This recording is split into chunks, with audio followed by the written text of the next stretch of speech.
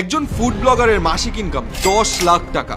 Hero আলমের বাৎসরিক income 2 কোটি টাকা। একজন এক্সপার্ট ফ্রিল্যান্সার প্রতি মাসে আয় করছে গড়ে 1 লাখ টাকা থেকে কমপক্ষে 15 লাখ টাকার মতো। জীবনে স্কুলে না যাওয়া অপু ভাই নামের এক টিকটকারকে বাংলাদেশ থেকে দুবাই নিয়ে যায় কোটি টাকার গাড়ি দিয়ে বিমানবন্দর থেকে রিসিভ করে শোরুম উদ্বোধন করার জন্য। ঢাকা মেডিকেলে পড়া ডাক্তাররা মাসে 25,000 টাকা বেতনের দাবিতে রাস্তায় পুলিশের মাইর খায়। বুয়েট থেকে পাশ করা ছেলেটাও শুরুতে 50,000 টাকা বেতনের একটা জব পায় না। বর্তমান সমাজ ও বিশ্ব ব্যবস্থায় পড়ালেখা, জ্ঞান অর্জন খুব রিস্কি ইনভেস্টমেন্ট আপনার কাছে মনে হতেই পারে। আগামীর দিনগুলোতে আমাদের ছেলেমেয়েরা ডাক্তার, ইঞ্জিনিয়ার, বিজ্ঞানী হওয়ার পরিবর্তে ফুড আপ্পি, রাফসান্দা ছোট ভাই, হিরো আলম, সালমান মুক্তাদির, তৌহিদ আফ্রিদি বা কাপল ব্লগার হওয়ার স্বপ্ন দেখবে। এটাই কি স্বাভাবিক নয়? 2016 থেকে 2019 এই পর্যন্ত যারা টিকটক, মিউজিক্যালি, ইউটিউবে ভিডিও করেছে আর যারা রসিকতা করেছে তারাই এখন বাড়ি গাড়ি করে লাইফ সেটেল, স্পন্সর পায়, টাকা পায়, কি না কি। অথচ যারা এই 5-8 বছর পড়ালেখা করেছে, অনার্স মাস্টার্স করেছে, তারাই মনে হয় সবচেয়ে বড় ফ্যাসাদে আছেন। চাকরিতে 30,000-এর বেশি পাওয়া কষ্টকর, ব্যবসায় চাঁদা, ট্যাক্স, ভাড়া খরচ দিয়ে মাস শেষে থাকে না কিছু। উপরের সবকিছু থেকে আপনি কিন্তু কিছু শিক্ষা নিতেই পারেন।